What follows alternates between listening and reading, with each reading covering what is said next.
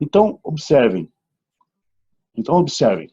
Nós temos aqui um ponto muito importante a ser discutido.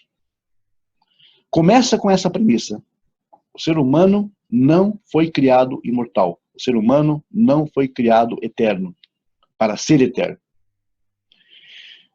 Mas lembre-se, eu estou falando do homem enquanto ser físico. Então, o que nós percebemos hoje é uma extremada e exacerbada preocupação com a persistência do nosso corpo físico nesta Terra. As religiões criaram um sistema de que, em dado momento, depois que a vida se acaba, ela ainda persiste, por assim dizer, e a pessoa um dia vai ser ressuscitada dentre os mortos, e que essa pessoa vai voltar à vida, digamos, o que era pó vai se tornar carne novamente, e então essa pessoa vai viver, digamos, num paraíso, vai viver, digamos, no céu, vai viver na terra mesmo aqui, um paraíso, e que tudo vai ser maravilhoso, lindo, e o homem vai viver eternamente no Gan Eden, no Jardim do Éden, ou no paraíso, ou mesmo no céu, de acordo com as religiões. Criaram esse sistema, que na verdade é apenas um placebo. É apenas um placebo. É um remédio que ilude, na verdade, a dor, né? Criando uma fantasia, por meio de uma fantasia. Ou seja, isso de eternidade do homem enquanto ser físico é absolutamente inviável do ponto de vista racional. Por quê? Como seres finitos, repito, o nosso destino é realmente fenecer. O nosso destino é realmente voltar ao estado de decomposição. E, mais uma vez, sermos, como a própria Escritura diz, sermos envolvidos pela terra, sermos misturados a ela, esse é o nosso destino, né? E retornarmos àquilo que de onde o nosso corpo físico foi feito, ou seja, o pó da terra. Isso parece um desalento, isso parece ser algo desesperançoso, parece ser algo que as pessoas, na verdade, não querem. Nós combatemos essa ideia, criando fantasias e criando ilusões, de que viveremos eternamente, fisicamente nesta terra, desfrutando, digamos, das frutas do Jardim do Éden, bebendo das águas dos 4 rios do Éden, que estaremos vivendo, digamos, de forma praticamente celestial aqui nesse planeta, e que nós não envelheceremos mais, e que nós viveremos tantos séculos, tantos milênios, sei lá. Isso tudo é a mais pura fantasia humana.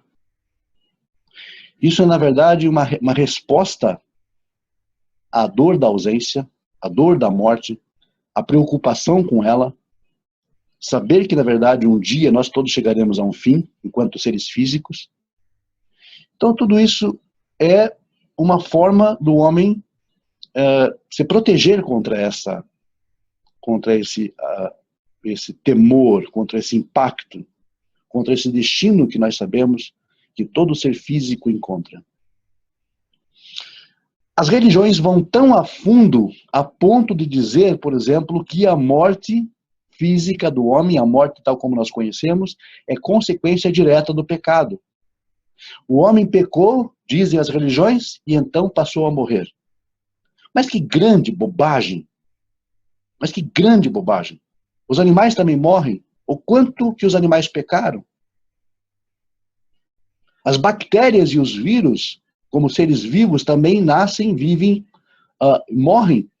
Qual foi o pecado das bactérias e dos vírus? Qual foi o pecado dos mamíferos? Qual foi o pecado das aves? Qual teria sido o pecado dos insetos? Tendo em vista que eles não têm racionalidade, que eles não têm Neshama, que eles não têm esse componente da alma pelo qual o homem peca, de que forma, então, nós temos aqui essa ideia de que forma pode-se, então, argumentar a favor dessa ideia de que o pecado produz a morte? De que forma? De forma alguma. Não há embasamento lógico, não há embasamento racional para isso. Por essa razão, é muito preocupante a forma como as religiões conduzem as pessoas, como as religiões manipulam as pessoas, e como nós aceitamos isso muitas vezes de forma gratuita, de forma ilógica, sem pensar, sem questionar. As pessoas não questionam aquilo que entendem dever receber pela fé. E eis a grande questão: a Torá nos ordena questionar, a Torá nos ordena usar o raciocínio. Até que ponto o homem faz jus à sua condição de imagem divina se ele não raciocina? Até que ponto o homem faz jus à sua condição de ser inteligente, de ser racional, se ele não usa a sua inteligência, o seu raciocínio, criando em fantasias, ou crendo em fantasias, crendo em ilusões, crendo em algo arquitetado pelo pensamento humano, totalmente distorcido, fora do contexto da Torá, da lei divina, que jamais, em momento algum, disse coisas semelhantes. E nós temos, então, que compreender como todas as coisas funcionam. Nós temos que exercer o domínio da razão para que possamos compreender como isso se processa. A morte não é o simples antagonista da vida. Não é a simples antagonista da vida. A morte faz parte do processo, digamos, deste mundo físico, deste plano, desta ideia, deste nível de realidade resumida em que nós nos encontramos. É preciso que se entenda isso. É preciso que se entenda isso. E nós, seres humanos, nós estamos muito calcados, nós estamos muito focados, nós estamos muito... o nosso objetivo está traçado. Qual é o nosso objetivo? O nosso objetivo nesta terra é conseguir prazer. O nosso objetivo nessa terra é conseguir satisfação, é conseguir realizações que nos deem prazer, que nos deem alegria. Isso não é negativo, isso é positivo, isso é bom.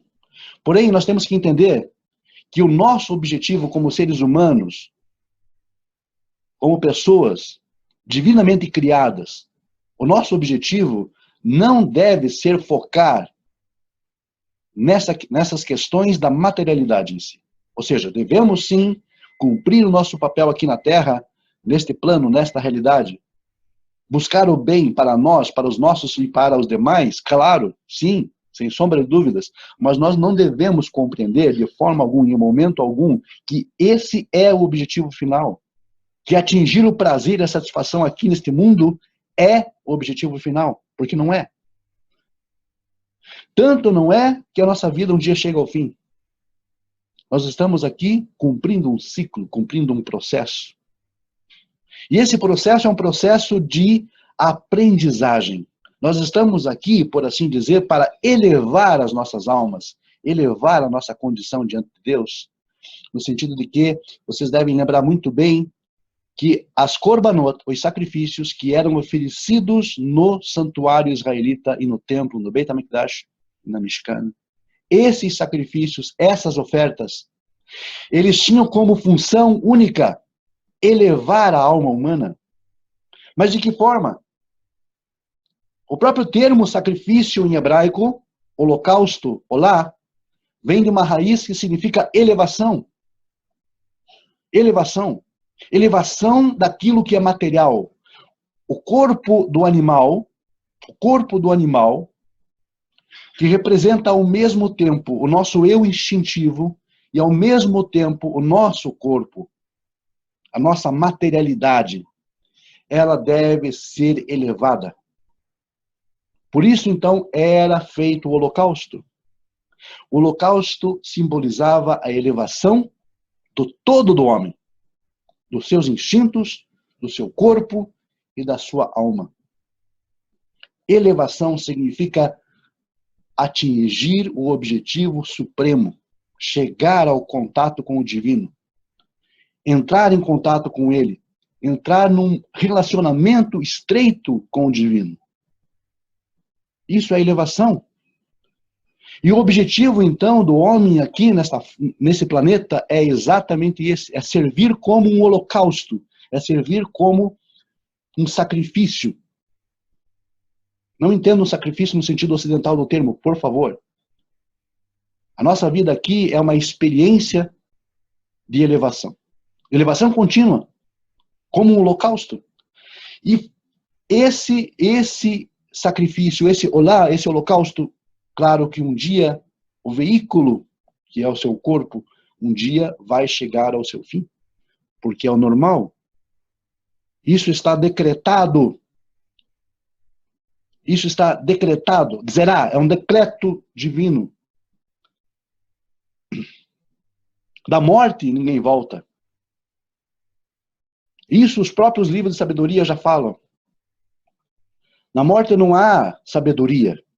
Na morte não há indústria. Na morte não há pensamento. Perecem naquele exato dia os seus pensamentos. Não há. Livros como os livros de sabedoria de Shlomo HaMelech, do rei Salomão, ele deixa claro essa ideia. De que, na verdade, a vida do homem está focada aqui, agora, e aquilo que deve vir à sua mão para fazer deve ser feito. Deve ser feito. Deve ser ciosamente feito. Ou seja, cumprir os mandamentos é fazer a vontade de Deus. Seguir um viver ético é fazer a vontade de Deus. Estabelecer um vínculo de fraternidade, de amor com o teu próximo, com a sociedade onde você vive, é um procedimento ético ordenado por Deus. É assim, então, que você eleva o seu ser. Ou seja, que você cumpre o seu propósito aqui. Porque toda a criação tem um propósito, obviamente, naturalmente. E o homem incluído, muito obviamente, muito mais ainda. Porque o nosso papel aqui, ele não é apenas de mordomo da criação, de dispenseiro da criação, de depositário da criação, autoridade sobre ela, mas é também de elevação. Elevar a si mesmo, elevar o mundo a uma condição para que venha a ser, então, receptáculo da divina presença, ou seja, habitação para Hakadosh Baruch Hu, o eterno bendito seja. Essa expressão que nós devemos elevar o mundo, nós devemos elevar o nosso ser, o nosso eu, devemos elevar a toda a criação a uma condição de ser habitação de Hashem. Essa é uma máxima judaica. É uma máxima. E nós devemos entender essa máxima como uma obrigação que nos foi dada individualmente e coletivamente. Individual e coletivamente. Essa é a função do homem na Terra, enquanto vivo. Por isso que a nossa vida tem um fim. Porque nós temos um prazo, um limite, um prazo de validade, pelo qual nós devemos, então, percorrer esse lapso de tempo entre o nascer e o morrer e cumprir o nosso papel aqui. Que está muito claro, está muito óbvio em todas as passagens que você lê das Escrituras. E o que mais que o Eterno pede de você, a não ser que você ande humildemente com o teu Deus, que você ame a benignidade, o amor, a caridade, a misericórdia, é exatamente isso. Isso é a elevação da alma. Esse é o projeto de Deus para o homem. Deus tem um plano para você, as religiões falam. Deus tem um plano para a sua vida, as religiões falam. Deus não tem plano nenhum para a vida de ninguém. Não existe plano. Existe aquilo que você foi ordenado fazer. Não existe plano algum. Na verdade, esses chavões que são empregados nas religiões danificam a mente.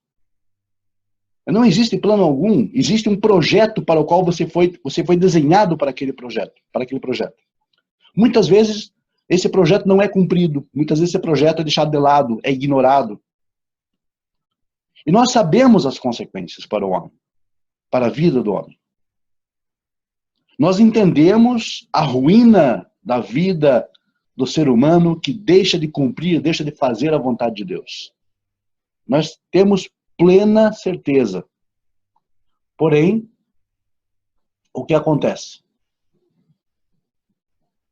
Muitas vezes as pessoas, elas se deixam seduzir por essa ideia de que serão eternos, de que viverão para sempre e que sempre haverá um tempo, ou que, digamos, esperam viver eternamente para então gozar dos prazeres físicos deste mundo ou desta realidade, como se eles fossem, digamos, o objetivo final.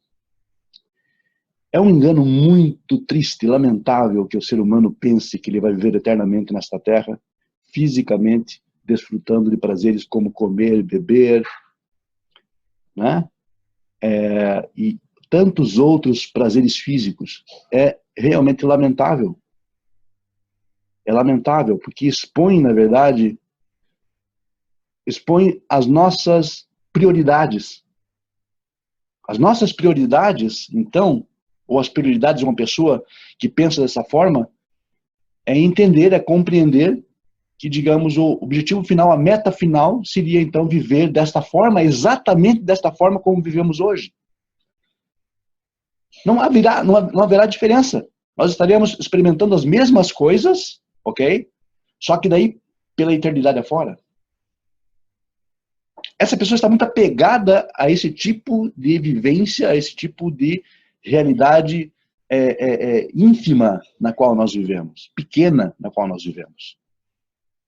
Então eu não posso imaginar que a recompensa por um viver ético aqui, digamos, vamos falar em termos de recompensa, que a recompensa por um viver ético aqui seria exatamente a mesma coisa que eu tenho agora, só que por um prazo estendido de tempo. Ou seja, que recompensa seria essa? Não se percebe a irracionalidade desse tipo de argumentação? Não se percebe, será, claramente, como ilógico é esse tipo de argumento? Nós não podemos esperar que a recompensa por um viver ético que Deus nos dará algum dia será exatamente isso que nós temos hoje. Só vai aumentar o prazo de validade. Muito bem. E claro, as pessoas pensam que todas as coisas estarão resolvidas e que, então, nós entraremos no mundo de glória, no mundo de prazeres, no mundo de realizações pessoais. Ou seja, o que nós temos aqui? Nós temos aqui a impressão de um sistema embasado nos sentidos. Essas pessoas estão por demais focadas nos sentidos, por demais focadas nos prazeres sensoriais, e elas não conseguem compreender que a noção de Olam Haba, mundo vindouro, que a noção de, talvez, de ressurreição, são conceitos muito diferentes daqueles que as pessoas, no caso, mantinham. Ou seja, não faz parte do pensamento. Jamais se cogitou. Por quê? Tudo devido a uma falsa educação. Uma educação corrompida, uma instrução corrompida, uma falsa noção derivada da Torá e a compra das ideias das religiões, tais como elas vendem aí há, sei lá, 2.000, 3.000 anos, quem sabe. E assim é. E nós temos, então, toda uma sociedade formada, nós temos todo o embasamento da nossa civilização ocidental embasada em mentiras, em ilusões, em fantasias. Fantasias essas ilusões que muitas nações no mundo hoje estão despertando para as quais, digamos, estão despertando para a realidade e abandonando essas crendices, essas superstições, essas tolices, essas manipulações da mente humana, que não dizem respeito, que não, digamos, não ecoam naquilo que é real. Não encontram eco naquilo que é real, que é verdadeiro. A verdade do homem é que ele nasce, vive e morre. Fisicamente falando, é isso que acontece com o homem. Não há uma esperança de que algum dia essas pessoas voltem à vida. E aí talvez, fisicamente falando, repito mais uma vez, e aí surge essa questão da ressurreição, que deve ser muito bem explorada, que deve ser muito bem compreendida. Ah, mas a Bíblia não fala da ressurreição? Será que a Bíblia não fala do ressurgir dos mortos? Do levantar dos mortos novamente das suas sepulturas? Na verdade, quem dá muita ênfase a isso, quem dá muito foco nisso, não é o judaísmo. Quem dá foco a isso, quem canaliza para essa ideia, são as outras religiões. Então, quando a pessoa está muito preocupada com essas ideias de viver eternamente, de mundo vindouro, como é que vai ser, como é que vai deixar de ser, essa pessoa ainda está arraigada nessas questões. Na verdade, não é por mal, não é porque ela queira muitas vezes, mas ela ainda está presa a esse sistema fantástico criado, sistema de fantasias criado pelas religiões, e ainda, de certa forma, está presa a esses conceitos. Porque a função primária, primeiramente, da religião é criar medo. Né? É criar medo. É fazer com que, digamos, as pessoas se orientem aqui nesta vida, mas pelo medo, pelo temor. Temor do inferno, e digamos, ou então para ganhar o céu. Né? É uma negociata com Deus. Ou você se comporta bem, você então ganha o céu. É uma negociata com Deus. Ou então você se comporta mal, você vai para o inferno. Né? Então, de alguma forma, ou é um negócio ou é uma ameaça. Um dos dois. Né? Como já diziam alguns filósofos antigos, inclusive aí. E mais recentes também. Então, o que acontece? Nós percebemos que as pessoas que têm muito foco nisto, elas estão ainda enredadas por esses conceitos falsos das religiões. Elas trouxeram bagagem, estão entendendo? Trouxeram bagagem e ainda estão com essa bagagem. Mas são questionamentos válidos? São. Só que não há necessidade absoluta,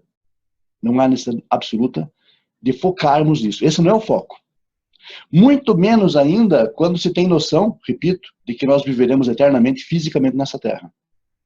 Aí essa pessoa realmente ela está focada, ela quer manter a existência física dela para ela continuar desfrutando dos mesmos tipos de prazeres que nós temos hoje aqui agora.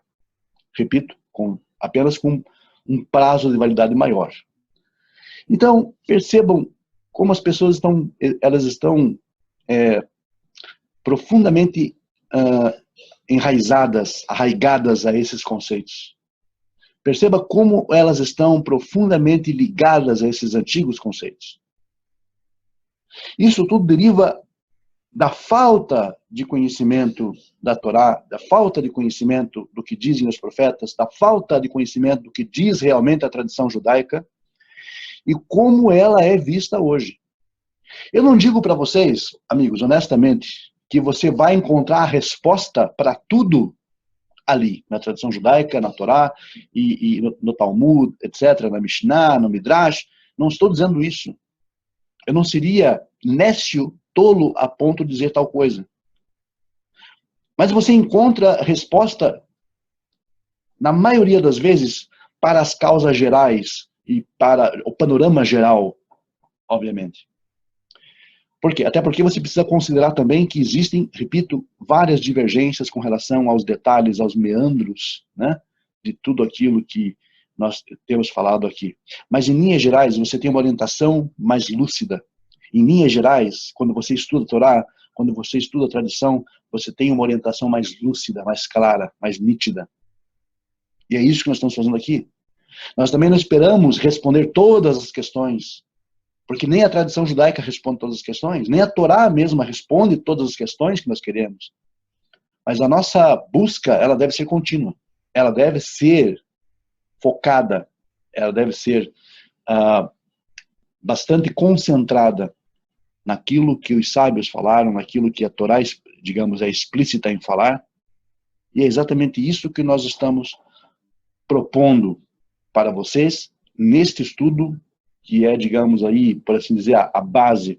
Nós vamos lançar a base aqui, então, hoje, sobre essas questões de mundo vindouro, sobre essas questões de ressurreição, Olam Rabá, etc. Muito bem. Eu, antes de mais nada, gostaria de falar sobre, tocar no assunto, na verdade, da questão da ressurreição. Nós sabemos, como nós sempre referenciamos o Rambam, Maimônides, esse grande sábio judeu que viveu no século XII e na Espanha. Ele é a nossa referência porque no mundo do judaísmo medieval, ele e outros, né, alguns outros companheiros, também elaboraram sobre o pensamento, sobre a filosofia judaica, também falaram sobre essas questões, mas o Rambam realmente foi a figura de proa do judaísmo medieval e ele que mais se destacou, digamos, em abordar esses temas.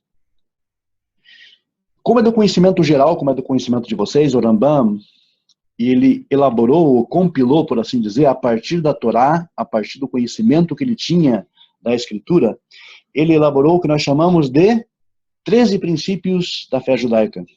13 princípios da fé judaica. E esses 13 princípios, meus amigos, nós temos a obrigação de conhecê-los de cor, a obrigação de conhecê-los e de subscrever a todos eles. Então, é importante que vocês se informem sobre os 13 princípios da fé judaica. Porque, embora nós não sendo judeus, aqueles 13 princípios são os princípios, na verdade, que todo monoteísta deve conhecer e todo monoteísta deve subscrever. Porque estamos ligados, como vocês sabem, à mesma fé de Israel. Estamos ligados ao mesmo objetivo de Israel. Então é como se fosse aquilo o nosso credo, por assim dizer. É aquilo que entendemos da Escritura. E esses 13 princípios do Maimônides, eles encontram respaldo universal, claro. E o último deles é o princípio que fala exatamente sobre o conceito de Tehiyat Hametim, ou ressurreição dos mortos.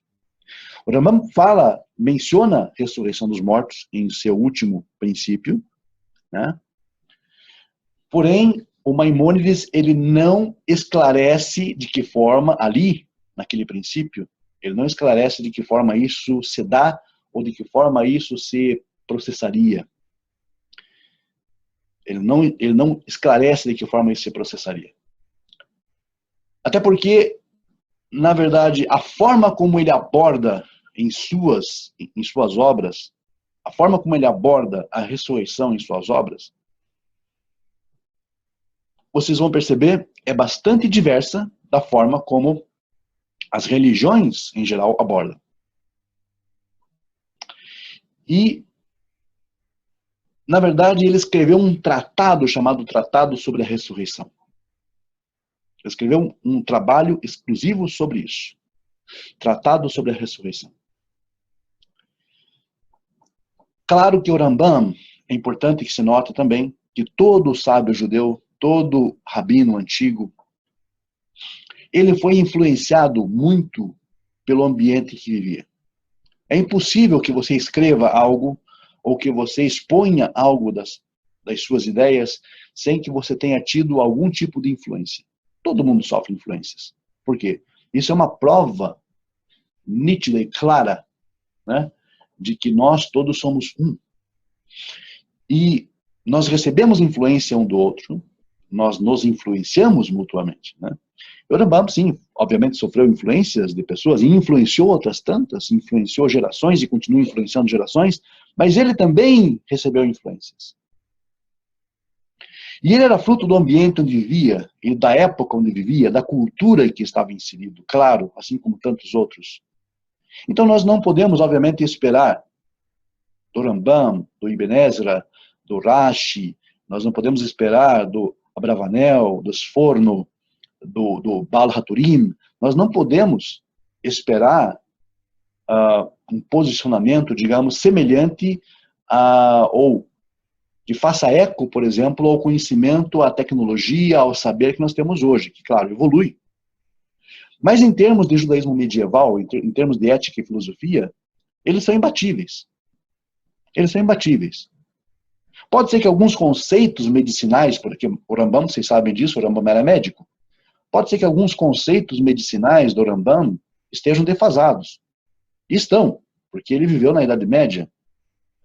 Mas os conceitos filosóficos e éticos que ele desenvolve em seus trabalhos, e os conceitos da Halakha, que ele desenvolveu em Mishneh Torah, que ele compilou a Halakha, extraiu, digamos, a Halakha do Talmud, por assim dizer, e colocou na sua obra Mishneh Torah, essas obras são obras fantásticas, recomendáveis, elas são atemporais, elas não têm tempo.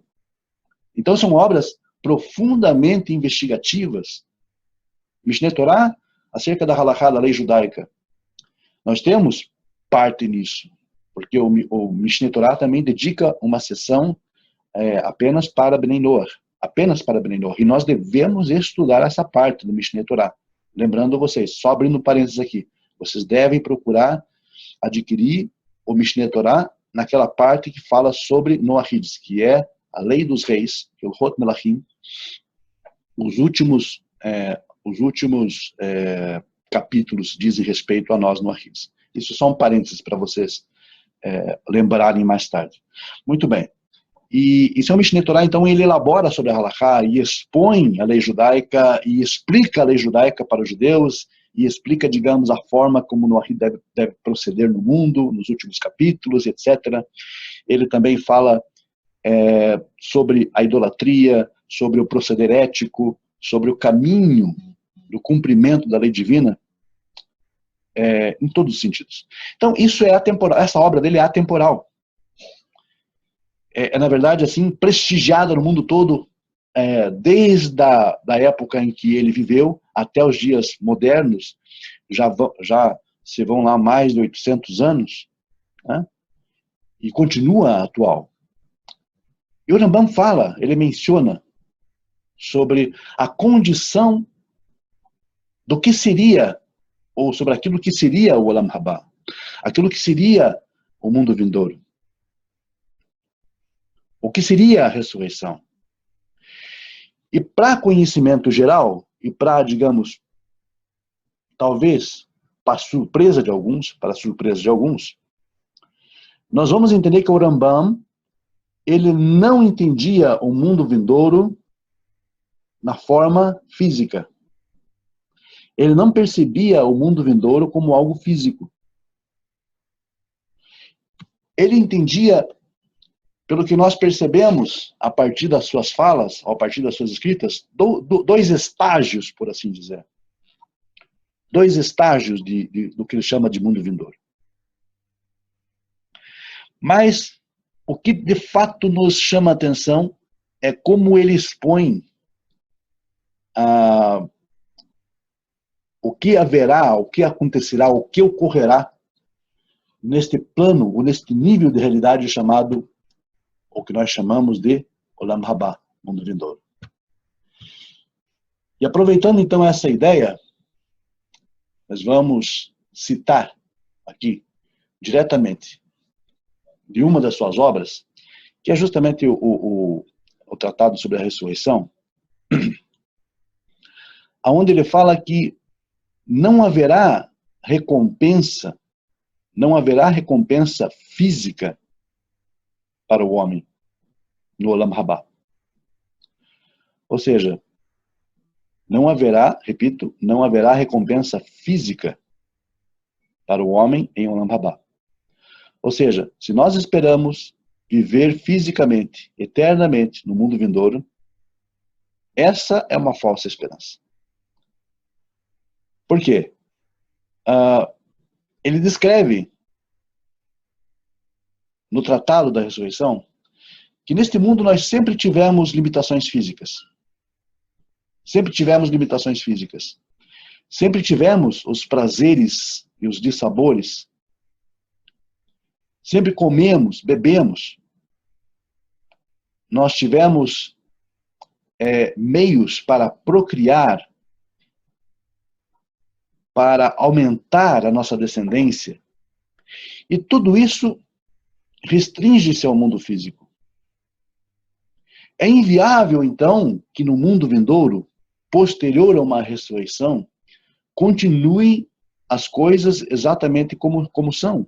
Ou seja, pior, nós recebendo o mesmo corpo e vivendo o mesmo estilo, o mesmo tipo de vida. Isso me parece bastante óbvio, porque vivendo o mesmo tipo de vida física, o que aconteceria com o homem? Fatalmente, tragicamente, nós voltaríamos, por assim dizer, porque é da tendência do ser humano, nós voltaríamos a cometer transgressões. Nós voltaríamos até, digamos, involuntariamente a transgredir e a pecar. Então é impossível que o homem viva num corpo físico de forma perfeita. Mas serão corpos transformados. Aonde se diz na Torá que serão corpos transformados? Nós não temos referência alguma, em nenhum momento na Torá, que o homem terá um corpo transformado. Alguém pode achar um texto em todo o escopo da Escritura, desde o Gênesis até o profeta Malaquias, que é o que nós aceitamos como monoteístas. Nós não aceitamos o Novo Testamento, vocês sabem disso. Né? Onde está a ideia de corpo transformado no Tanar? Essa ideia de corpo transformado é uma ideia extra, fora da Torá. Vocês sabem onde se encontra isso. Então essa ideia não prevalece na tradição judaica. Um corpo físico, ele sofre as influências do meio. Ele está preso, ou seja, a Neshama, a alma, continua presa ao veículo que é o corpo. Estando na condição de presa, a Neshama, ela ainda está, por assim dizer, restrita a este plano físico, a este mundo físico, e está, digamos, por assim dizer, à mercê de tudo aquilo que acontece no ambiente. Ou seja, em resumo, nós poderíamos pecar mesmo após uma ressurreição, por assim dizer. Mas que estranho pareceria, digamos, pessoas transgredindo a Torá, transgredindo a lei divina, mesmo depois de ressuscitados. Ora, se você considerar esse aspecto de que não haverá essa ideia de corpos transformados e blá, blá, blá, blá, blá, blá, blá, blá, que as religiões ensinam, natural que estejamos seguindo o mesmo caminho. É natural que teríamos novamente um novo Éden, uma nova queda, por assim dizer, do homem, uma nova expulsão do jardim e voltaríamos a viver, digamos, numa condição como nós estamos hoje. Porque seria fatal isso. Seria óbvio, seria o curso natural da coisa, seria o curso natural da natureza, né? Porque nós não estaríamos sob nenhuma proteção, nós não teríamos nenhum tipo de proteção. Né? Nós estaríamos apenas, digamos, ressuscitados, né? Mas nós estaríamos ainda incorrendo no mesmo risco, incorrendo nas mesmas, estaríamos ainda à mercê desses mesmos riscos. Nós não temos na Torá, gente, nenhum tipo de argumentação a favor de uma ressurreição num corpo glorificado, num corpo celestial, em coisa parecida. Isso não existe. Essa questão do profeta Isaías e da desse texto que você citou, muito bem lembrado, inclusive, está no finalzinho do capítulo do profeta Isaías, 65, lá para o final de 65, 66, onde fala de longevidade. Bom, eu vou começar por aquilo que você falou sobre a questão do dilúvio. O ponto importante que a gente tem que notar é o seguinte: a contagem, vejam bem, a contagem pré-diluviana, ou melhor, pré-abraâmica, antes de Abraão, a contagem, ela não tem, digamos, não encontra um respaldo na forma como nós hoje contamos. Por quê? Você veja, a matemática tal como nós conhecemos, a contagem, os números, tudo isso deriva exatamente da região de Ur dos Caldeus, da Caldeia. A Caldeia, na época de Abraão, ela desenvolveu a astrologia, que deu origem à nossa moderna astronomia, desenvolveu a matemática, né? Desenvolveu, digamos, os números, desenvolveu o cálculo. E a forma como nós contamos hoje deriva exatamente desse período abraâmico. Porém, o período pré-abraâmico, nós não temos uma referência igual ou idêntica à contagem como foi desenvolvida, por exemplo, na Suméria e na Caldeia. Então, o que acontece? Aquele período anterior, que os homens supostamente viveriam 900 anos, 1000 anos, essas contagens, elas não estão em conformidade com a forma como nós contamos hoje. Ou seja, você vai ver números reais na Torá, não reais, mas números semelhantes ao que nós contamos hoje a partir de Abraão. Antes de Abraão, na verdade, é uma forma que nós não conhecemos. É uma forma que nós não entendemos. Né? Porém, se diz que o homem era longevo. Só que historicamente, ou arqueologicamente, ou antropologicamente, o homem nunca foi tão longevo quanto ele está hoje. Ou seja, os nossos mais antigos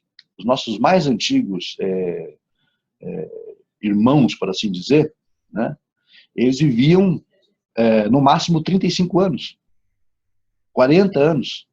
60 anos era algo, digamos assim, muito incrível de se viver, digamos. Aí a questão na idade do bronze, por exemplo, idade do ferro, né? Porque as condições de vida eram bem mais difíceis, certo? Então, parece que o que a Torá nos diz ali é a ideia de uma longevidade se comparada à média mundial. Mas a média mundial, historicamente, daqui para trás no passado, ela sempre foi muito reduzida. Se vocês, digamos, estudam o corpo humano e a forma como o corpo humano, digamos, se desenvolveu, você vai perceber que quanto mais você volta no tempo, menos os homens viviam. Menos. Né? Claro que no âmbito, haveria, digamos, alguém que vivia um pouco mais, etc., devido a uma série de fatores, mas no âmbito geral, na composição do corpo humano, etc., das condições de vida, condições de higiene, condições de alimentação, condições de controle de qualidade de alimentação, etc., e uma série de fatores de saúde também, prevenção de saúde, prevenção de doenças, tudo isso contribuía para que o homem vivesse muito menos. E cada vez menos. Né? Você acompanha isso também com relação à estatura. As estaturas, digamos, do mundo moderno são muito mais elevadas, muito mais altas. O homem mais antigo era sempre menor. Né? Então, tudo isso, esses fatores aí, mostram que talvez a nossa percepção não seja exatamente coerente com os fatos. É claro que a Torá está dizendo de longevidade, mas longevidade comparada, eu creio, a média da população em geral naquela época. E essa média nós não temos alcance, porque, como eu falei para você, a nossa contagem ela deriva da Caldeia, do período caldaico em diante, ou seja, do período abraâmico em diante. Então, a partir de Abraão, nós temos noção real dos números tais como nós temos hoje. Mas, antes disso, nós não temos. A contagem, as formas como eles contavam os anos, como eles contavam a passagem do tempo, para nós é uma incógnita ainda. Né? Tá aí o calendário maia que digamos, não nos faz mentir, né? O calendário maia, por exemplo, é bem diverso, diferente. Os povos eram diferentes, lógico, maia e os povos do Antigo Oriente, na verdade, não tinham muito em comum, mas só citando um exemplo para mostrar que as contagens não eram da mesma forma, não se processavam da mesma forma. Então, por essa razão, nós temos aí essa alusão. As pessoas talvez fossem longevas, mas em comparação à média daquele momento, daquela época. Assim como nós percebemos hoje que há um aumento da longevidade humana. Aumento, digamos, em alguns países, extraordinário, né? Eu creio que, digamos, com o passar do tempo, nós chegaremos também a uma longevidade cada vez maior, né? Digamos, um período de vida, um lapso de tempo de vida muito maior também, sem sombra de dúvidas. E eu creio que é isso até que o profeta Isaías está mostrando, né? Que, digamos, que haveria uma longevidade, um aspecto, digamos, de longevidade cada vez mais que se avançasse no futuro. Viu? Digamos, se você comparar com digamos, a época em que o profeta Isaías vivia, você vai perceber que sim, que houve realmente um grande avanço, né? Porque os homens naquela época morriam realmente relativamente cedo, por N fatores, como eu falei para você, né? E hoje, se comparar com hoje, de repente, daqui a mais algum tempo no futuro, isso seria absurdamente, o homem seria absurdamente longevo, se comparado, digamos, ao momento em que Isaías vivia, certo? Então, o que acontece? Essa ideia de que o homem viveria, aquele que morresse com 100 anos seria considerado jovem, é o que nós chamamos, Celso, na linguagem do Tanakh, de hipérbole. Hipérbole é uma figura literária, é uma figura de linguagem onde se usa o exagero para mostrar, digamos, para dar ênfase a uma ideia. Claro, não é apenas a ideia da hipérbole, da linguagem do exagero, para dar, digamos, ênfase a uma ideia. As pessoas seriam, sim, como são longevas hoje, digamos, em geral, né? E poderão chegar a ser mais longevas no futuro ainda. Só que detalhe importante é que o texto não diz de forma alguma que o homem será imortal ou que ele não vai morrer. Isso é importante entender, ok? Entendeu, irmão? Entendeu as necessidades do povo. Eu pegar o seu negócio. Microfone ligado aí, gente, por favor. Alô, Andréia. Manuel.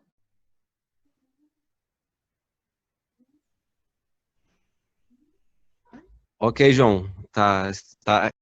Ele diz o seguinte, que quando ele falecesse, ele gostaria que tivesse escrito na lápide dele: não estou mais aqui. Curto e grosso, né? Isso. Não estou mais aqui. Ótimo. Acho que ele compreendeu bem o objetivo compreendeu bem a ideia de como é, de fato. Ok. Deixa eu só ouvir o pessoal aqui de Angola, gente. E aí eu já passo para vocês novamente. Só um minuto.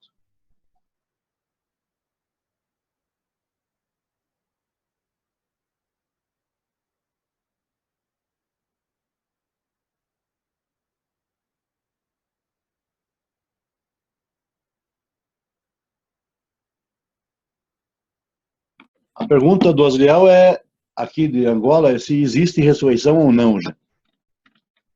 Ok. E daí? Eu gostaria de ouvir vocês. O que vocês acreditam? O que vocês acham? Existe ressurreição ou não? Bom, acredito que não, né? Se for utilizar a Tanakh como base, quando se diz ressurreição lá, fala a respeito de volta, né, do exílio, né? Que aí é uma ressurreição, né? Que o povo voltou do exílio. E quando é morte é porque eles foram para o exílio, né? Mas a respeito da ressurreição individual, por exemplo, não tem nada relatado, né? Ok, mais alguém? Celso, legal. Eu acho que não, João, mas é uma pena, né? Porque eu estava com a esperança de ressuscitar bonito que nem o Elvis Presley ou que nem o Tom Cruise. Então, viu?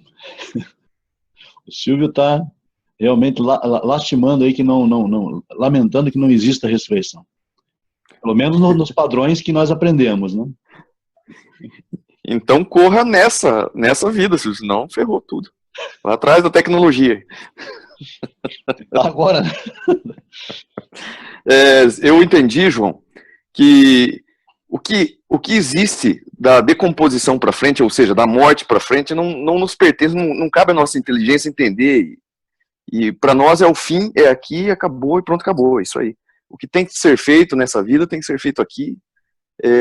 Para mim ficou bem claro isso. Dúvidas não ficou, não. Obrigado. Em síntese, é isso aí mesmo, Alexandre.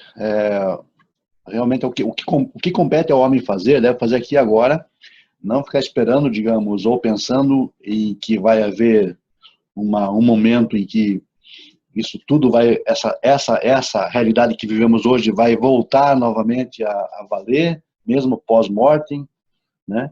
Isso tudo, na verdade, é uma fantasia criada para, de certa forma, ou manipular as pessoas, ou então, de certa forma, para criar, digamos, um placebo, né? Algo que apenas ilude a ideia da dor, mas que ela continua, o problema continua em si. Mas a morte não é um problema. As pessoas, elas acabam visualizando ou contemplando a morte dessa forma. Mas é compreensível, né? Nós, como eu repito, nós queremos ver, digamos, o instinto mostra a preservação, mostra a ideia contrária a isso. Nós não queremos isso. Mas o fato de não querer realmente não adianta absolutamente nada, porque isso é um processo da vida, é um processo que ele é natural, tão natural quanto nascer, né? Mas é difícil para a gente entender. Porque a ideia do nascer, nós não temos que aceitar o nascer, né? Nós nascemos. A morte, nós não temos que aceitar a morte, nós morremos.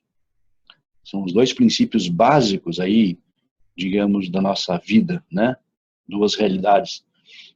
Mas são realidades opostas, aparentemente opostas, né? Repito. Então, tudo isso é importante que a gente compreenda, que a gente aceite isso como uma realidade, que em dado momento este nível de consciência ele não vai existir, o que não quer dizer que um outro nível de consciência não exista. Mas esse outro nível de consciência é, digamos, algo muito subjetivo. Esse outro nível de consciência é algo que nós não compreendemos aqui agora, plenamente, perfeitamente. O que nós captamos de ensinos da Torá, do Tanakh, do Talmud, da tradição toda, é que a vida do homem, ela não para. Ela não para. A vida física para, né? Porque a nossa percepção deste mundo para em algum dia, porque esse veículo aqui, que é o corpo, um dia vai passar. Mas a nossa percepção, digamos, mais abrangente da vida, de estar, digamos, focada naquilo que nós realmente, essencialmente somos, que é a Neshama, que é a nossa alma em si, isso realmente não acaba. Isso é indestrutível, digamos, do ponto de vista físico, até porque nem físico não é algo biológico. Então, isso permanece, isso prevalece a morte. Então, mas é a única noção que nós temos. E é exatamente isso que quando o Rambam fala em ressurreição, porque ele fala em ressurreição. Só que quando o Rambam diz ressurreição, ele está querendo dizer exatamente isso. Essa ressurreição, primeiramente, refere-se, como o Celso colocou, ao retorno do exílio, que é algo nacional, coletivo, né? Que depois passa a ter, digamos, nas religiões, passa a ter um significado físico, individual, que as pessoas voltariam da morte, etc., por uma má compreensão. Mas o Rambam não deixa por menos. Ele fala que essa ressurreição, na verdade, ela não se processa fisicamente. O Rambam, percebam, ele amplia a ideia da ideia do exílio, do retorno dos judeus, e coloca a ressurreição, digamos, no plano pessoal. Só que a ressurreição para o Rambam, no plano pessoal, para o Maimônides, diz respeito à vida metafísica, a vida extrafísica. Ou seja, é como se a gente morresse fisicamente aqui e renascesse metafisicamente e espiritualmente em outro nível de realidade, um outro plano de realidade, que nós chamamos de Olam Rabá. Então, não há compensação. Isso é muito importante a gente entender. Não há compensação física para o homem no mundo vindouro. Não há comer, não há beber, não há relacionar-se amorosamente ou sexualmente. Não há, digamos, o prazer, digamos, de você contemplar as coisas com os sentidos. Não há esse tipo de ideia. Isso é uma fantasia, é uma ilusão criada pelo sistema religioso. Ok, Israel? Eu acho que, então, vocês ouviram aí? É basicamente isso. Boa tarde aí, pessoal. Ronaldo, tudo bem com todo mundo aí? Ronaldo?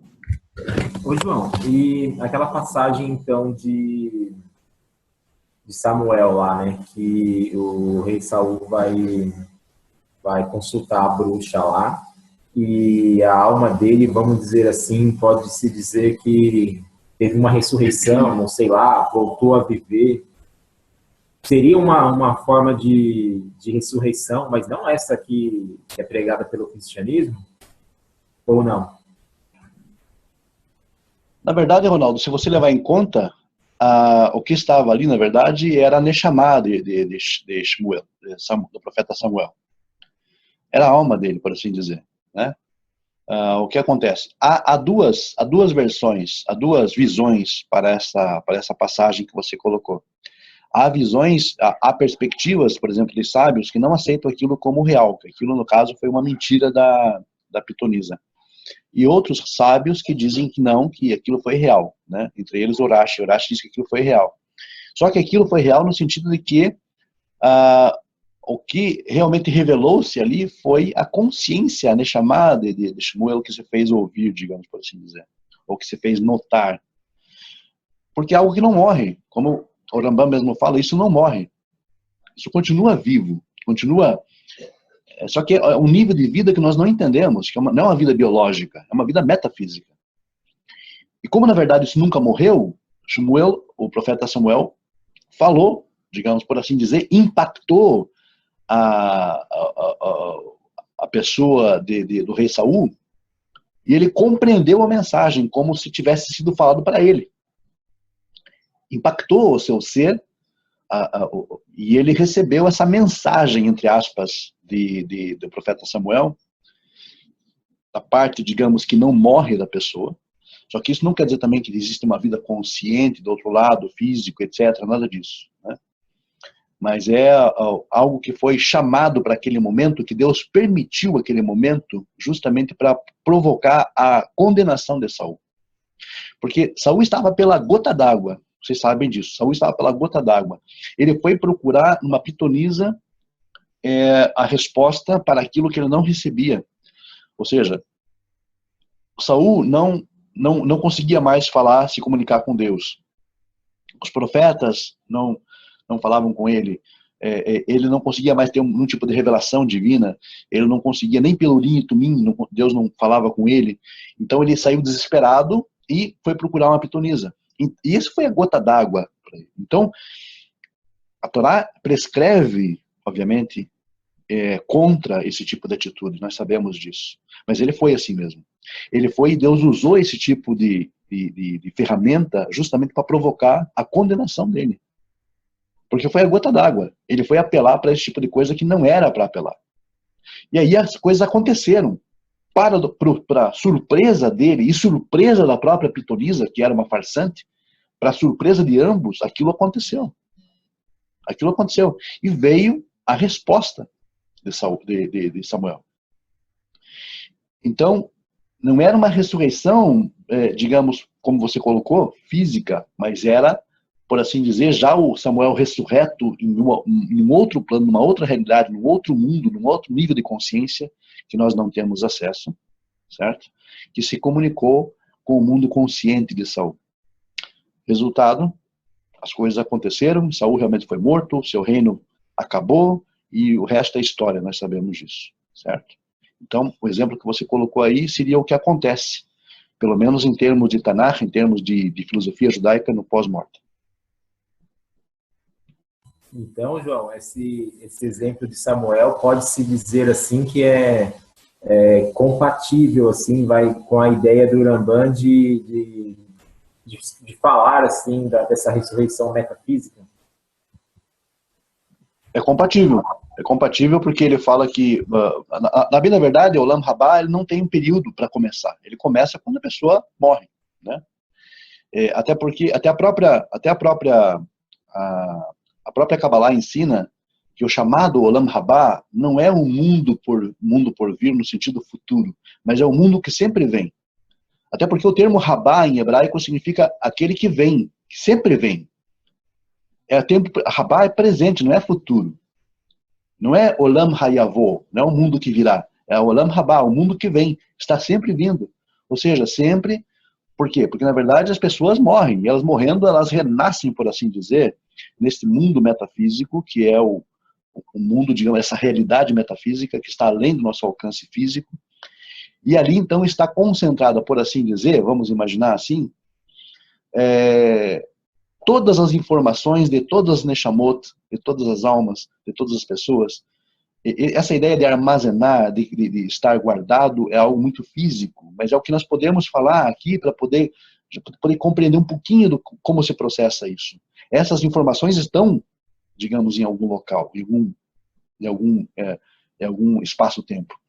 E de lá vêm essas informações, de lá vieram as informações acerca de Samuel.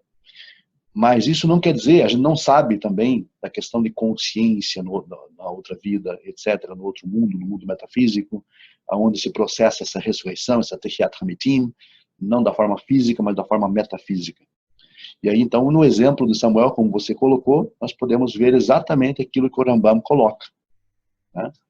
Porque talvez, muito provavelmente, ele se embasou, inclusive, nessa passagem, ele não explica, mas é provável que eu tenha se embasado nessa passagem para desenvolver esse tipo de raciocínio.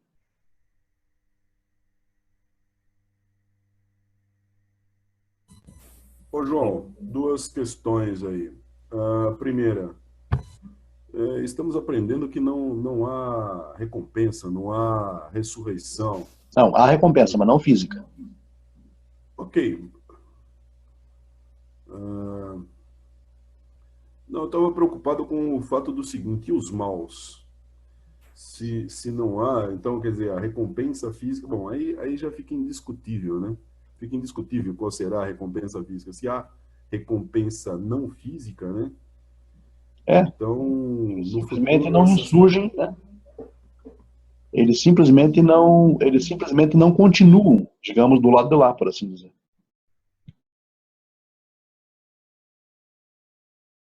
Ok, perfeito. E a questão de Elias, me parece que tem uma passagem onde ele faz o filho da viúva ressuscitar, ou reviver, como é que é? Ah, sim, ali é uma ressuscitação, não é uma ressurreição. É como se faz hoje em cada unidade de terapia intensiva, quando a pessoa está morrendo e acaba, né?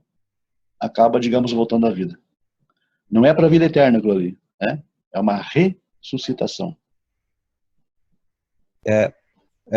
Aproveitando o gancho aí do Silvio, tem outra passagem polêmica também, que é em 2 Reis 13, 21, onde tem duas pessoas levando um corpo para ser levado a algum lugar, não sei, onde está tendo uma guerra e eles deixam um corpo cair dentro de uma vala, onde tem os restos mortais do profeta Eliseu, e assim que esse corpo atinge, né, os ossos do profeta, ele automaticamente já ressuscita. Isso. É o mesmo caso, é um caso de ressuscitação. Né? É um caso de ressurreição. Porque a ressurreição, como as religiões ensinam, as pessoas morrerão, digamos aí, virarão pó e elas serão recompostas depois, né? Esses episódios que nós temos no Tanakh são de ressuscitação, né? Se, digamos, houve algo fantástico com relação a tocar os ossos do profeta e reviver, realmente foi algo inexplicável, né? Mas o que se processou ali foi uma ressuscitação. A pessoa simplesmente estava, por assim dizer, clinicamente considerada morta e ela reviveu, ela ressuscitou. Como ocorre hoje em tantas UTIs no mundo aí, que as pessoas são ditas, declaradas mortas, por exemplo, clinicamente, acabam sendo ressuscitadas, né, por meio mecânico, etc., por uma série de meios médicos, né? Nas UTIs aí do mundo. Também ocorre diuturnamente isso. Isso já não é, digamos assim, para assim dizer, mais algo tão impressionante. Naquela época era muito impressionante pelo fato de que as pessoas não tinham conhecimento científico para fazer com que as pessoas voltassem, né? Muitas vezes. Nós temos meios hoje de fazer pessoas voltarem à vida, ou tanto quanto elas estejam, digamos, nesse caminho da morte, né? Isso é chamado de ressuscitação, certo? Até o termo médico mesmo é ressuscitação que chama-se isso.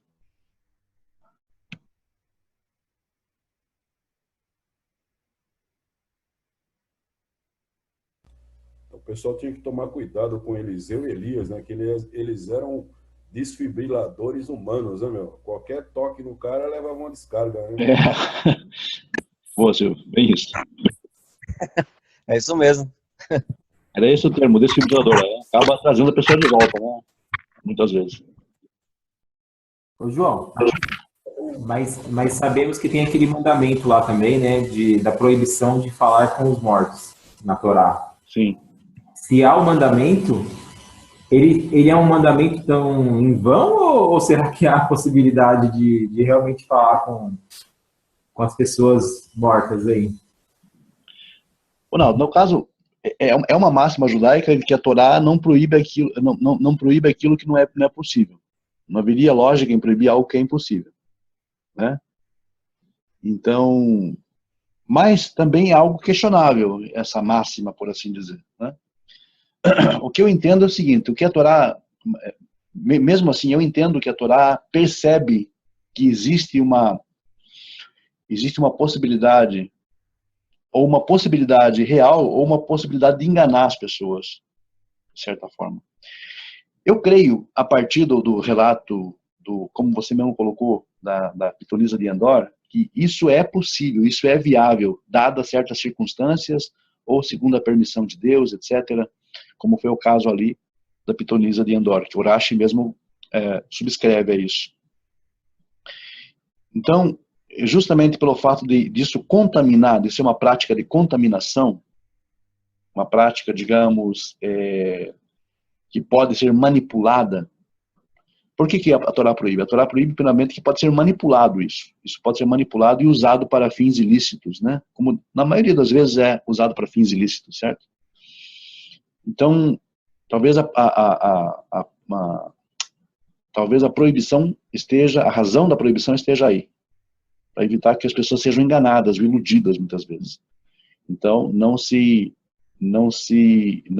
dá lado a esse tipo não se dá abertura a esse tipo de prática. Mas eu não quero entender que a Torá esteja proibindo porque seja impossível, seja inviável. Não faria lógica, não teria lógica a Torá proibir algo, né, que fosse impossível, certo? Mas preocupa talvez a Torá a questão da manipulação disso. Eu acho que esse viés da manipulação aí, ele é mais aceitável, né, João? Assim, porque realmente é o que as religiões fazem, né? Exatamente.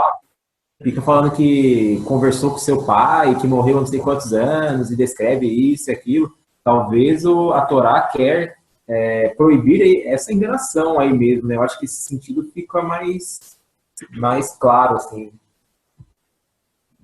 Eu também creio assim, Ronaldo. Eu acho que a ideia mesmo é a questão da manipulação, né? Até porque no caso do profeta Samuel e Saul, no caso, foi um caso, por assim dizer, extraordinário, né? E acho que a Torá mesmo admite isso como um caso extraordinário, onde as coisas aconteceram a ponto da pitonisa e do próprio Saul se assustarem, né? A pitonisa caiu até da cadeira dela, como nós vemos no texto, porque ela não esperava que aquilo acontecesse, porque ela sabia ser farsante. Então, eu escolho como melhor, o ponto de vista mais criterioso, ponto de vista mais racional, segundo aquilo que eu entendo, é que realmente seja uma forma de contenção do engano, contenção da manipulação, né? Isso pode acontecer, obviamente, sob a vontade de Deus, ou, digamos, sob a determinação de Deus, como aconteceu no caso do profeta, repito. mas não é algo comum, não é algo que aconteça factualmente, digamos, diuturnamente, né? Mas é a ideia da manipulação, eu creio, né? Para evitar essa manipulação que você citou aí, inclusive. E tem também, João, tem também essa outra visão aí que você falou, que tem alguns sábios que não aceitam a hipótese de ser verdadeira essa passagem. Eu coloquei alguns sábios aí que consideram isso como uma mentira da Pitonisa, né? Exatamente. Digamos, há visões que favorecem, há visões que não favorecem. Nos dois é assim, né? É por isso que é difícil você tirar alguma conclusão, muitas vezes. Você tem opiniões, né? Você não tem conclusões, você tem opiniões. Opiniões vastas, argumentos bons, argumentos não tão bons assim, né? Argumentos sólidos, outros não tão sólidos assim, mas que, enfim, acabam, de alguma forma, contribuindo, né? Acabam contribuindo, né, para o conhecimento, acabam contribuindo para a tua conclusão, certo? Olha que curioso. Pode falar, desculpa. É a Letícia. É porque, realmente, eu acho assim, que se é proibido pela Torá a invocação de mortos, é porque há possibilidades. Eu acredito que Deus pode permitir. Mas Deus não se agrada disso, porque ele fala, né, que você não deve consultar médiums, esses tipos de pessoas místicas, essas coisas assim, não é? Exatamente. Por causa da questão da manipulação, né, Letícia? Exatamente para não ser enganado, você ser iludido. E isso fatalmente conduz à prática da idolatria. Fatalmente conduz à prática da idolatria. Por essa razão, então, e a idolatria o que é? Uma mentira.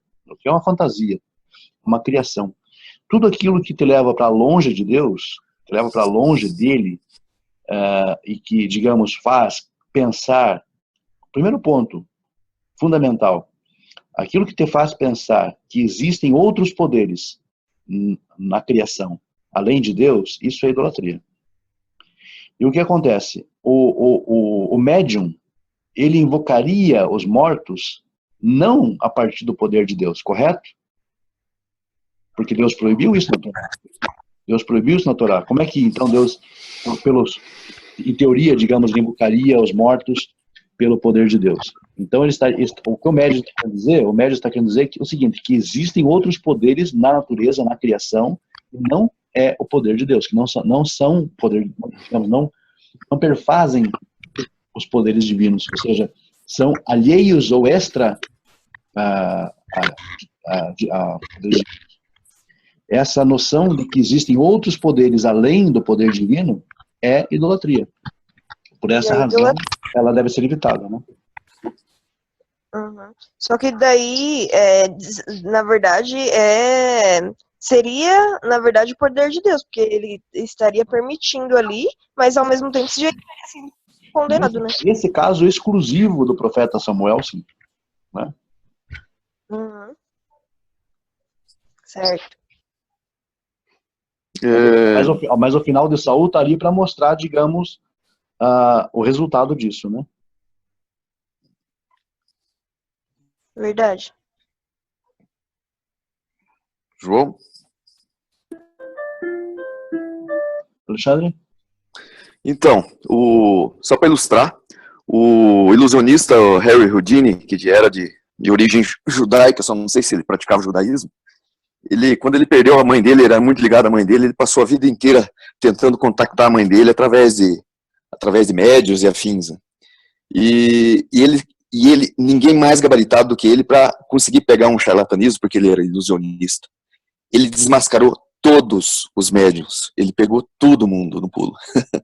E o curioso de toda essa história é que ele foi morto por um seguidor de um guru, que era o mesmo guru do Conan Doyle, que é o autor do Sherlock Holmes, que é altamente racional, né?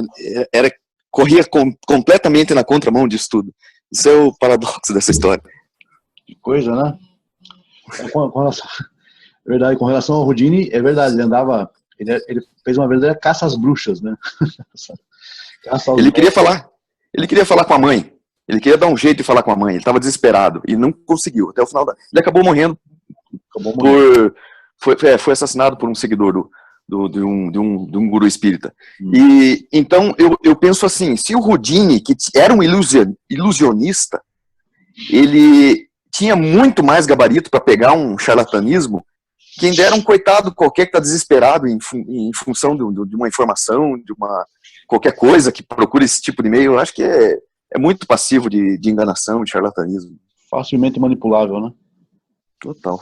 Então, e é exatamente isso que a Torá se preocupa. A Torá se preocupa com a questão da indução, né, a manipulação, a indução à idolatria, a falsa crença de que existem outros poderes além de Deus, que existe um poder único no mundo, na criação.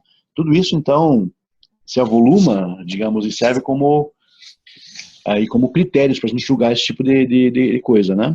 Ok, gente? Muito bem. Ótimo. João, eu queria fazer uma pergunta. Só um minutinho, Érica. Ô, Zuriel, pode falar. Sim, com base no estudo que nós estamos levando hoje, é por entender que o pecado, ou seja, a morte, não é que paga o pecado, não é? Sim, quase isso, aham. Sim, porque nós costumamos a ouvir aquela afirmação das pessoas, então,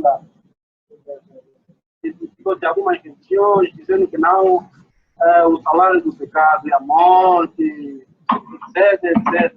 Isso. Então, este conceito acaba por ser invalidado. Não, exatamente, Aziel. As pessoas entendem, as religiões entendem que o salário do pecado é a morte, né? Isso, na verdade, por assim dizer, é um dito muito aceito no meio das religiões. Mas nós aprendemos aqui hoje, digamos em resumo, que esse conceito é um conceito falso.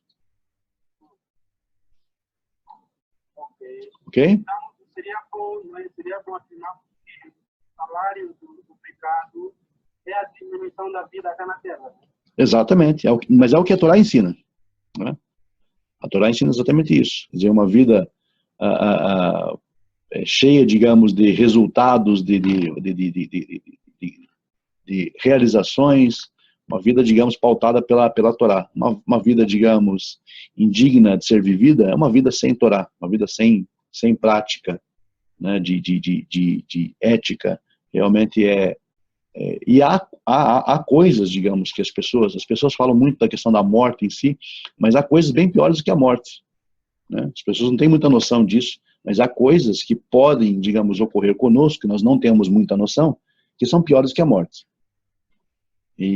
Mas isso a gente vai discutir, o que poderia ser pior do que a morte, né? Numa outra oportunidade, com certeza. Ok? Ok, Érica, por favor. Desculpe, Érica. Oi. Então, eu queria saber o que acontece com a nossa alma. Se a gente morre, se não vai para lugar nenhum. Então, essa fôlego de vida, assim, vamos dizer, o que acontece depois? Essa questão de fôlego de vida, etc., a Torá mesmo fala, o Tanakh mesmo fala que o fôlego vital volta a Deus que o deu, né? É uma forma, assim, digamos, por assim dizer, bem resumida, Érica, de dizer que aquilo que você é na sua essência, aquilo que a pessoa é na sua essência, volta para a sua fonte natural. Veja, o que nós somos de verdade? O que nós somos de fato? Nós não somos isso que estamos vendo aqui. Nós não somos carne, somos... A nossa essência, na verdade, ela é aquilo que nos guia, aquilo que nos orienta, aquilo que nos dá... realmente status de existência, né? O que nos dá status de existência não é o corpo em si. O corpo é apenas o veículo disso. O corpo é apenas o veículo da alma. É o veículo da nossa essência. A nossa essência não é o corpo físico. E quem valoriza muito isso, valoriza muito o físico justamente por estar preso a essa noção de que o corpo físico, digamos, vamos colocar assim, seria o objetivo final. Não é. Né? E essa essência, quando nós morremos, a Torá diz que volta para Deus. Mas esse voltar para Deus é algo que precisa ser entendido. Deus não está em algum lugar. Ele não ocupa lugar. Então, esse voltar para Deus é voltar para a sua fonte original. É voltar para de onde ela veio. E como que nós sabemos disso? Lá no princípio, Deus sopra no homem fôlego vital e ele passa a ser alma vivente. Ou seja, passa a ser alma consciente. Passa a ser Neshama. Passa a ser realmente homem completo, ser humano completo. É isso que volta para Deus, porque foi isso que ele deu ao homem. E o corpo físico volta para o pó da terra, porque foi configurado assim, e assim ele vai perecer. Natural. Mas a nossa essência, que nós realmente somos, volta para o seu Criador. Agora, o fato é o seguinte, as pessoas que não têm um viver ético, não têm uma vida que realmente seja produtiva no aspecto, digamos, de fazer aquilo que o Criador nos ordena, aquilo que nos ensina, essas pessoas simplesmente não têm essa passagem, por assim dizer. Elas morrem junto com o seu corpo físico. Ou seja, a sua essência, na verdade, ela está tão contaminada pela materialidade, pela subjetividade da vida, que essa essência simplesmente não volta. Porque ela não encontra o lugar. Ela não encontra o lugar. Ela foi... É uma máxima judaica que a alma que Deus nos deu é pura. A alma que Deus nos deu, ela precisa retornar pura para a sua fonte. Ela não vai retornar estagnada, ela não vai retornar, digamos, compuscada ou maculada. Ela não vai retornar. Ela simplesmente morre com o corpo. Ou seja, que a nossa essência que foi dada, uma pessoa que acaba vivendo um viver, digamos, dissoluto na Terra, nesta vida, nesta realidade, e acaba morrendo, ela simplesmente, a sua essência vital, ela fenece, ela perece junto com o corpo físico. Ela não retorna para a fonte que é Deus. Porque ela não pode, assim como a alma que nos foi dada é pura, como diz a própria tradição, Sidur, lá, a parte da manhã diz isso bem claro, também deve retornar para ele pura. Porque exatamente esse processo de refino da alma, exatamente esse é o objetivo nosso aqui, nesta realidade, nessa existência. É esse refino que precisamos ter, é essa elevação que eu comentei com vocês lá no começo, essa elevação que precisa ter aqui. Se não existir essa elevação da alma aqui, ela não passa para o outro lado, para outra realidade, por assim dizer. Ela morre juntamente com o corpo físico.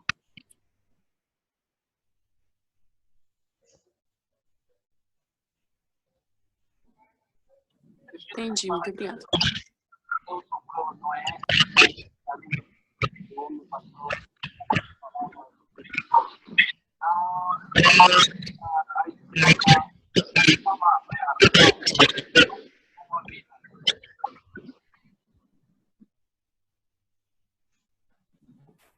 Não ouvi nada, hein? Tava ruim demais também, eu não consegui ouvir, não. Você está falando do Asriel, Silvio? Eu também não ouvi nada, velho. Eu não ouvi nada. Também não consegui ouvir nada, não. Vou tentar chamar ele de volta aqui. Muito bem, gente. Vou ver aqui. Muito bem. Deixa eu ver aqui. Tá. Mais alguém, gente? Vamos lá?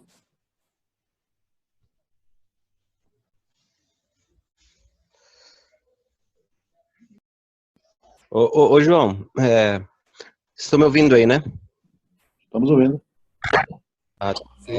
Recentemente, eu vi uma matéria de um cientista chamado Robert Lanza.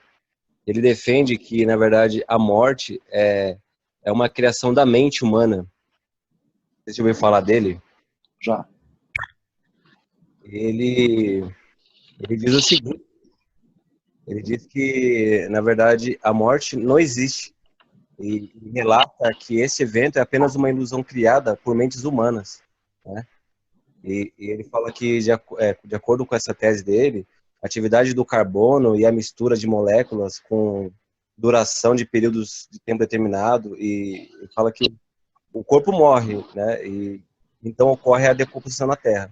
Mas, no entanto, essa questão é puramente criação da mente, entendeu? Utilizando como base a física quântica. Uhum. Né? Não, é um fato. O que a gente percebe isso, no caso, é que a própria ciência está, digamos, concordando com isso, né? Que a morte, na verdade, ela não existe no sentido de que nós não somos, essencialmente, aquilo que vemos, né? Se nós não somos, essencialmente, aquilo que vemos, não existe morte.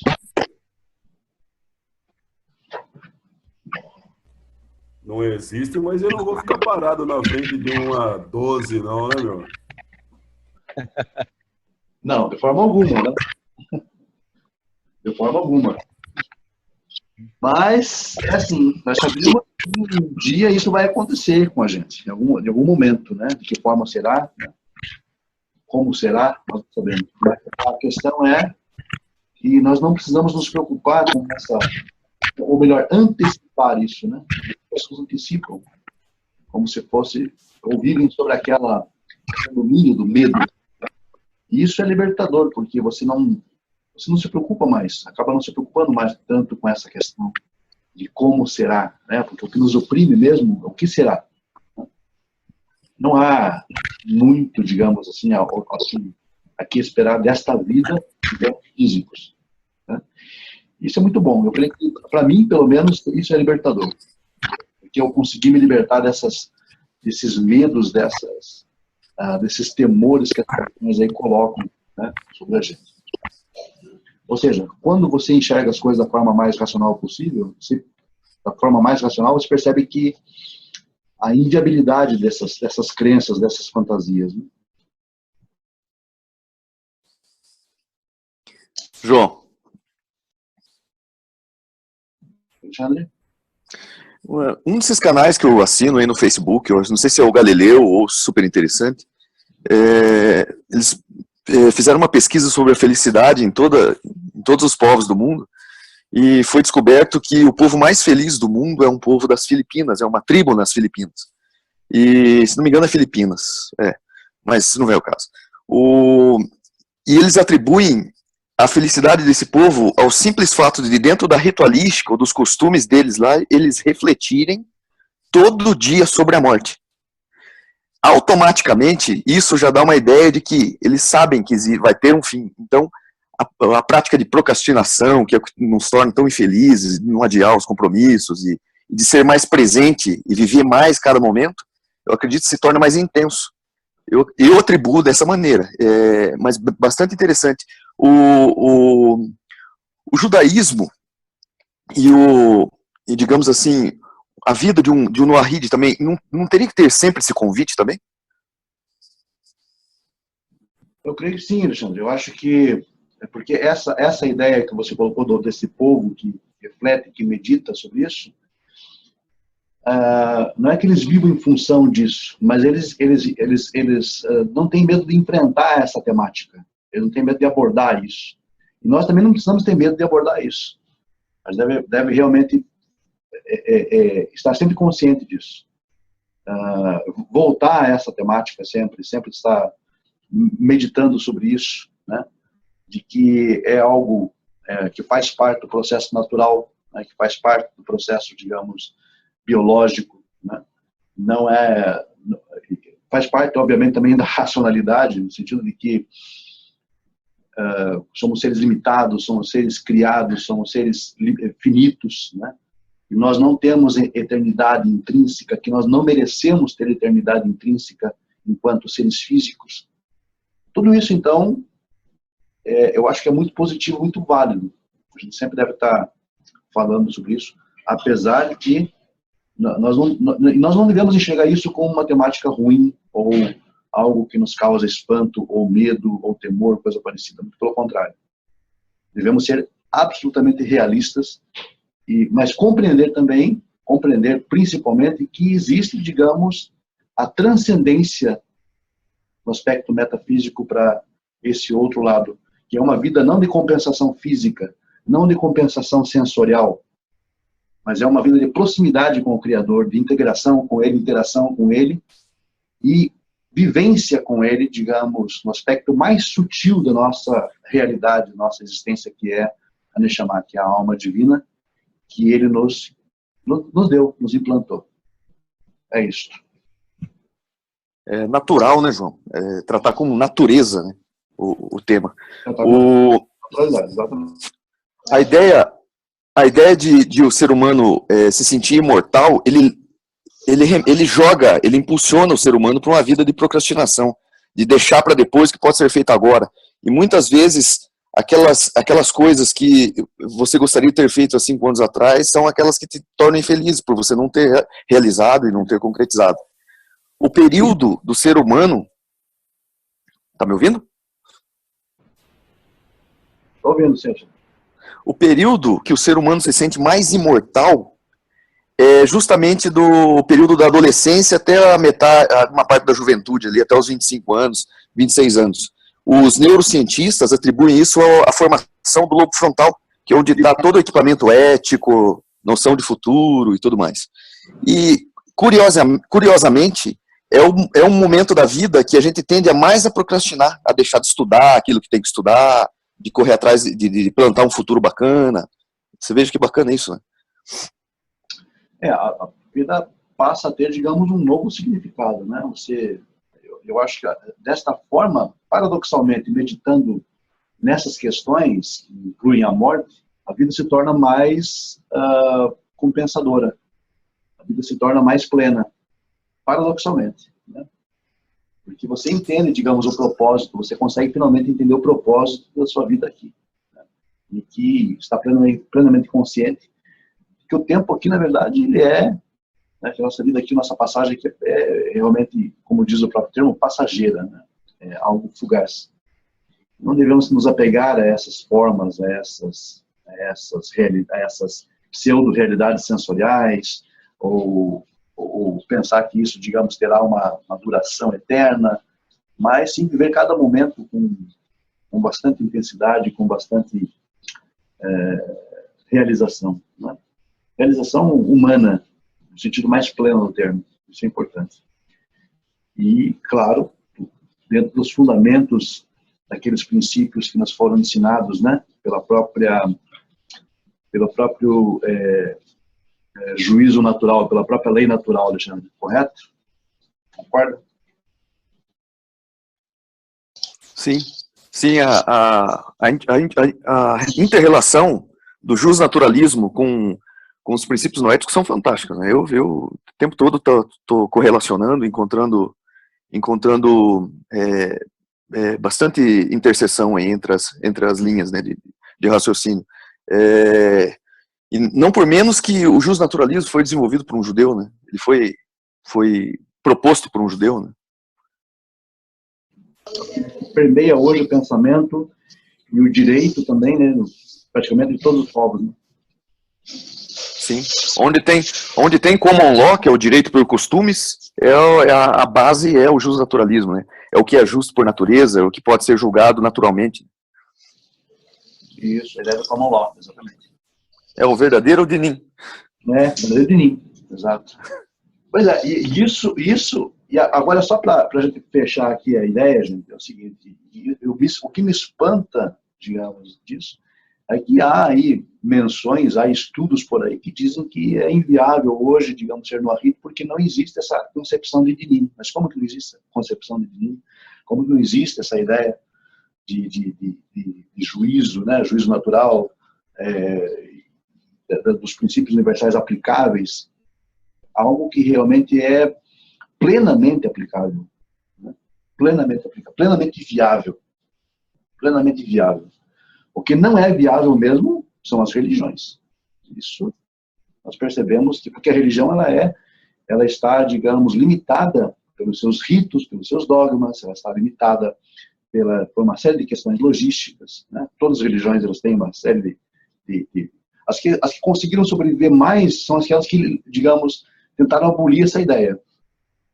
E os princípios noéticos, como princípios puramente éticos, puramente, digamos, de formação de caráter, de formação individual, social, interação com a sociedade, positiva com a sociedade e para com o próximo, é algo que transcende tempo e espaço, não tem limitações, não tem restrição logística ou geográfica ou temporal. Nada disso. Nós podemos viver esses 7 princípios sob qualquer circunstância, em qualquer condição. Sem sombra de dúvida. Por isso é superior à religião. Certo? Olá, bom dia, professor. Todos estão me ouvindo? Bom dia, Mário. Estou ouvindo. Eu perdi quase a metade da aula, porque a minha internet caiu aqui, né? E aí, eu entendi bem o começo, já tínhamos discutido o assunto antes, quanto ao homem não ter nascido eterno, né? O homem é mortal. Mas a vida é uma bênção, é uma graça dada por Deus. Mas a gente chega num determinado momento que esse tempo de vida é encurtado. E ele é encurtado para toda a humanidade. E a gente entende que esse encurtamento é um desagrado do Eterno para com a humanidade, né? E aí, como é que o senhor explica isso na visão judaica? Esse encurtamento é uma espécie de pena, é uma espécie de condenação, não se viver mais tanto tempo como se vivia antes? E uma outra pergunta, se puder responder ainda na aula de hoje, né, pode ser que fique para a próxima, é quanto à vida ser ou não ser mérito. Uhum. Ok, Mário, era isso então? Isso. Ok. Ótimo. Quanto à vida ser ou não ser mérito, Mário, é uma questão profundamente filosófica e bastante complexa, então nós vamos deixar para a próxima. Tá? Certo. Mas essa questão do encurtamento, é a própria Torá que ensina isso. O encurtamento da vida do homem, por exemplo, essa limitação aqui na Terra, por exemplo, ela é realmente uma punição. Mas tanto quanto você, digamos, conseguir associar uma vida longa a uma vida produtiva e uma vida, digamos, de bênção. Porque uma vida longa também cheia de percalços, na verdade, não é bênção de forma alguma. Né? Então, isso é absolutamente relativo. Mas a Torá associa a vida longa, a longevidade, associa a longevidade à bênção. Isso é muito visível. A Torá ensina que a longevidade, ela associa essa ideia da longevidade à bênção. Né? Mas, por isso que volta e meia nós vemos aí, fulano de tal morreu velho e cheio de dias, né, farto de dias, ou seja, viveu uma vida plena, tanto Abraão, por exemplo, Moisés, etc., os líderes, os grandes líderes, né, do povo judeu, os anteriores que viveram fartos de dias, e morreram, digamos, e foram ligados aos seus pais, ou seja, reuniram-se aos seus pais. A Torá usa muito essa terminologia para falar da morte. Reuniram-se aos seus pais. Então, essa ideia do reunir-se aos seus pais, essa ideia da longevidade, de fato, está associado intimamente com a ideia de bênção. E o encurtamento da vida como uma ideia de maldição, sem sombra de dúvidas. O que nós notamos é que nem sempre isso, digamos, parece ser algo válido. Muitas vezes uma pessoa, digamos, aparentemente justa, ela morre cedo. Né? E uma pessoa, digamos, que aos nossos olhos seria extremamente ímpia, vive, digamos, aí muitos e muitos anos. Né? Então, na verdade, são apenas associações que a Torá faz. São apenas associações. Não quer dizer que sejam princípios reais, verdadeiros, mas são associações que a Torá faz, digamos, a longevidade, a uma vida longa, a uma vida, digamos, abençoada, etc., a uma bênção de Deus, e uma vida curta como punição. Né? Apenas uma associação. Para ilustrar, digamos, para, de certa forma, fazer digamos, falar a linguagem humana. Porque nós enxergamos assim. Nós enxergamos dessa forma. Mas, repito, nem sempre isso é evidente, digamos, nem sempre você consegue produzir evidência em cima disso. E que isso realmente é um princípio que ocorre em 100% dos casos, porque não é.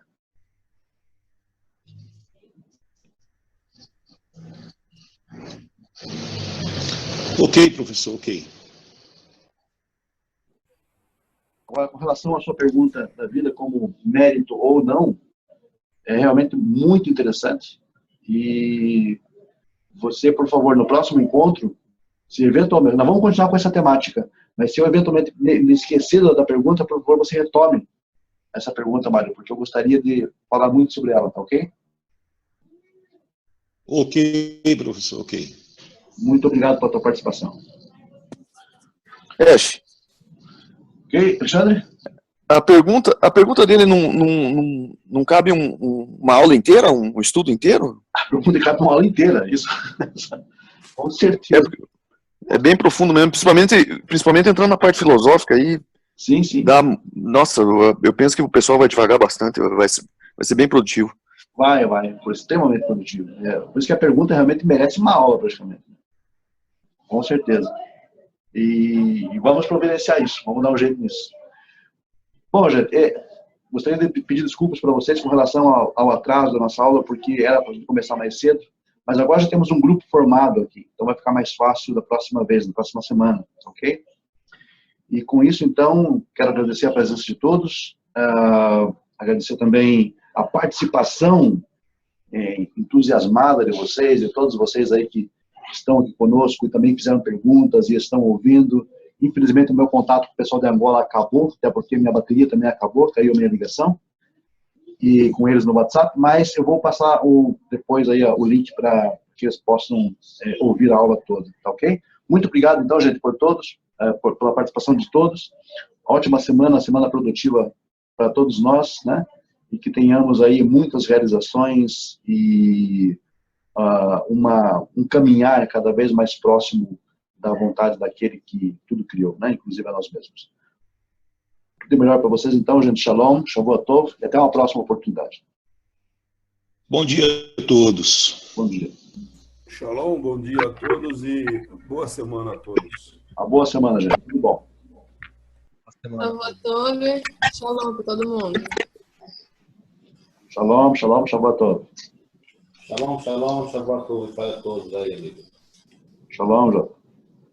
Assim, tá tudo bom? Celso, Ronaldo, Fran, Letícia, Shalom, uma boa semana para todo mundo. Boa semana, Alexandre. Shalom, muito obrigado. É isso aí, gente. Tudo bom.